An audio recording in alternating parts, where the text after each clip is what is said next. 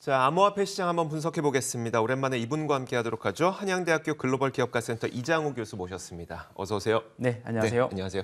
자, FTX 사태 터졌을 때도 제가 이장우 교수님께 직접 전화 드려서 과연 어떤 일들인지 물어보고 했었는데 사실 이게 요즘에도 우리나라에는 이 뉴스가 많이 나오진 않지만 외신에서는 계속해서 뭐 어디 파산했다 이제 줄줄이 나오고 있거든요. 네, 맞아요. 자, 그러다 보니까 그러면 암호화폐 시장은 앞으로 더 안 좋아지는 거냐. 근데 생각보다 네. 비트코인의 가격은 좀 잘 지켜내고 있는 것 같긴 하더라고요. 네, 지금 맞아요. 어떤 상태인 거예요? 우리가 뭐 비트코인의 가격이 이제 바닥 근처에 왔다라는 얘기를 이미 한 3개월에서 네네. 5개월 정도 이전부터 계속 해왔었거든요. 네. 우리가 루나 사태 터진 이후에 연쇄 파산들이 몇 개 있었어요. 네네. 그 예치 서비스 사업자들이죠. 있었는데 6월 달쯤에 이제 비트코인이 한 17,000불 정도로 한번 갔었거든요. 네네. 우리나라 가격으로 한 2,300만 정도. 이 가격이 정말 바닥이다. 하고 이제 거의 그 흐름대로 왔다가 시장이 뭐 그 다른 변수가 없었으면 이게 어느 정도의 이제 바닥권을 형성하는 흐름이긴 했었거든요. 여러 가지 이제 우리가 온체인 지표들에서도 보더라도. 네네. 근데 이제 우리가 FTX 사태 같은 경우는 외부 변수잖아요. 물론 네. 산업 내의 사건이긴 하지만 네. 이런 것들이 좀 갑자기 벌어지고 하면서 시장은 많이 위축되고 있고요.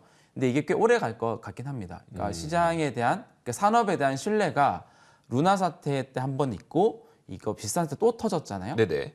더 큰 사이즈로 터졌거든요. 그러니까 시장의 신뢰가 많이 좀 추락한 상태다라고 좀 볼 수 있을 것 같아요. 그런데도 가격은 일단 바닥을 좀 잡은 것 같다고 생각하시는 데는 또 특별한 이유가 있을까요?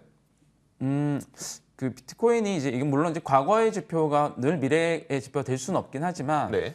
비트코인이 이제 과거 뭐 길진 않습니다. 한 14년 정도 보면 늘 이제 사이클을 돌 때 하락폭이 최대 한 80% 정도 그랬죠. 이긴 했었거든요. 그래서 지금 그 언저리 정도이기도 하고 현재 75% 80% 그리고 이제 여러 가지 온체인 지표상 여러 가지 지금 채굴자 같은 경우도 네네. 채굴자들이 지금 항복을 하고 있다고 그러거든요. 지표들 보고. 네네. 예, 채굴자들이 더 이상 수익이 안 나오는 이제 구조인 거죠. 그래서 늘 이제 바닥권이 왔을 때 채굴자들도 그렇게 되면 보통 소형 채굴자들이 다 이탈을 많이 합니다. 네네.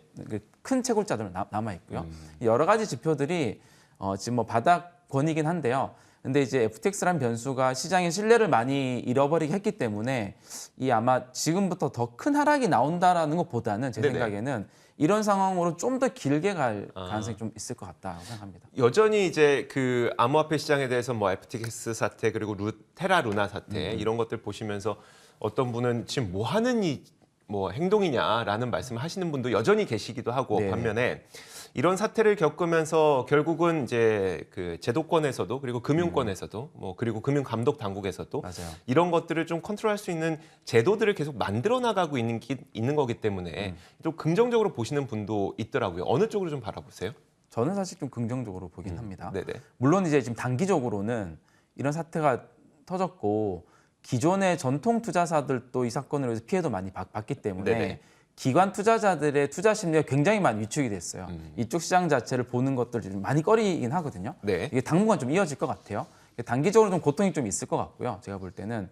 근데 예를 들어서 우리가 이번 사건을 겪으면서 스테이블 코인은 루나가 스테이블 코인의 한 네네. 종류였으니까 스테이블 코인은 어떤 형태로 운행이 돼야 되는지 그리고 거래소의 고객 자금들은 어떤 룰을 가지고 관리돼야 그러니까요. 되는지 네. 그리고 최근에 이제 엊그제 뭐 위믹스 같은 사태도 이제 아주 이슈로 끌었잖아요. 네네. 상장 폐지가 됐는데 코인 발행 재단들은 유통량 관리를 어떻게 관리하고 공시를 해야 되는지 그런 약간 기존에 있었던 불명확한 기준들이 있거든요. 네네. 이런 것들이 이제 수면 위로 들어 올라와서 잘못된 것들은 좀 처벌받고 더 바른 방향으로 가는 이제 논의의 좀 주제가 되는 그렇게 좀 보고 있습니다. 뭐 그래서 그런지 이제 그 펀드 스트레스의 톰리는 암호화폐 시장에 대해서 또 굉장히 긍정적인 전망을 내놨더라고요. 이 부분에 대해서는 좀 어떻게 생각하세요?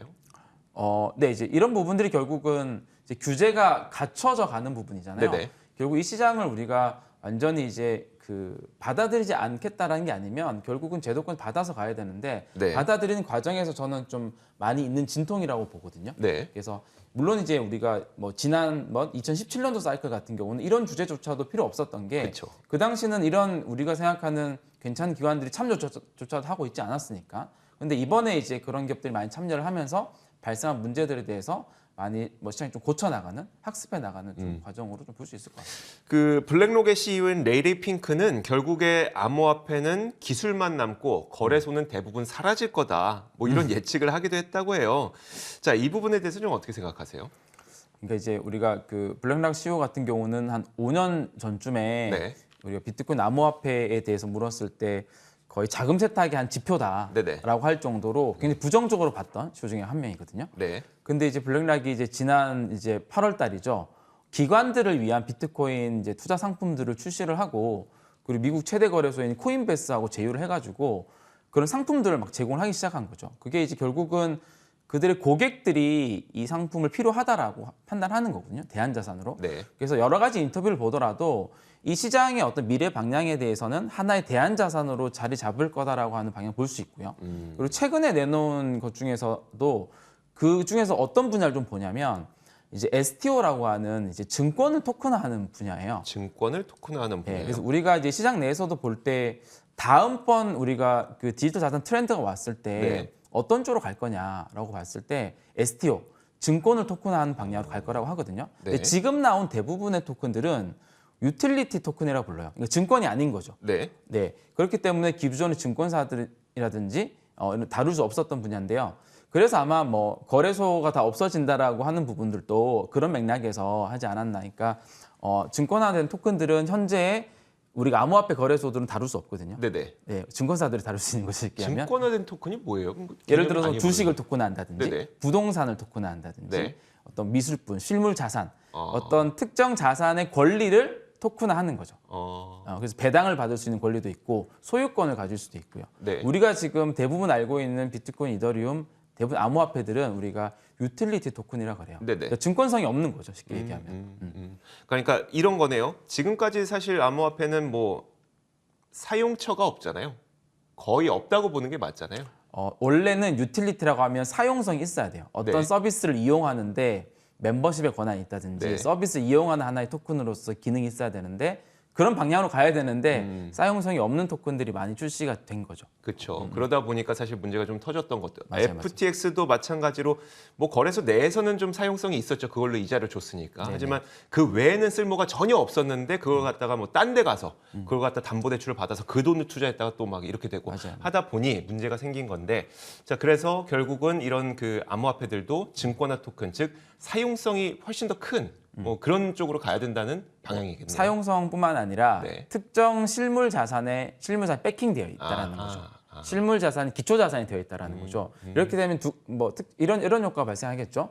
지금은 유틸리티만 있기 때문에 얘의 밸류에이션 가치를 판단하기 어려워요. 네네. 그러니까 하락을 할 때도 굉장히 큰 폭으로 하락을 그쵸. 하고 오를 때도 너무 상상할 크기 힘들 정도로 많이 오른단 말이에요. 네. 근데 특정 자산이 뒤에 백킹이 돼 있다, 기초 자산이 있다라고 생각을 하면 하락과 상승폭 변동성이 자체가 줄어들 수밖에 없을 것 같아요. 결국 블랙록의 레리 핑크 회장이 한 얘기가 굉장히 부정적으로 들릴 수 있겠지만 말씀하셨던 것처럼 STO로 가야 하는 방향성을 갖고 있는 발언이다. 네, 이게 왜냐하면 토큰이라는 특징 자체가 중개자나 제3자가 없거나 최소화가 되더라도 네네. 굉장히 거래를 편하게 해주는 특징이 있어요. 국경을 넘어서도. 네, 그렇죠. 네, 그런 특징이 만약에 기존의 어떤 증권들이 입혀지면 훨씬 더 시장 유동성이 많이 공급이 되겠죠. 네. 부동산도 그렇고 미술품도 그렇고 기초 자산들에 그런 부분들을 조금 이제 본 게 아닌가라고 좀 생각이 듭니다. 그러니까 이런 사태를 우리가 겪으면서 이 시장은 없어질 거야가 아니라 이 사태가 촉발시켰던 어떤 문제점들을 해결해 나가면서 훨씬 더 크게 발전할 수 있을 것 같다는 의견이시네요. 네, 맞습니다. 기존의 루나나 FTX와 같이 사업을 운영하는 비즈니스였으면 네, 사실 빠르게 이런 사태로 인해서 시장이 정리되는 게 맞겠죠. 네네. 이런 기업 더 커졌을 때 더 큰 문제들이 발생하는 거니까 이게 발생하고 나니까 문제점들이 많이 다 드러나기 시작을 하는 네네. 거잖아요. 관리의 미흡들 그런 부분인 것 같습니다. 알겠습니다.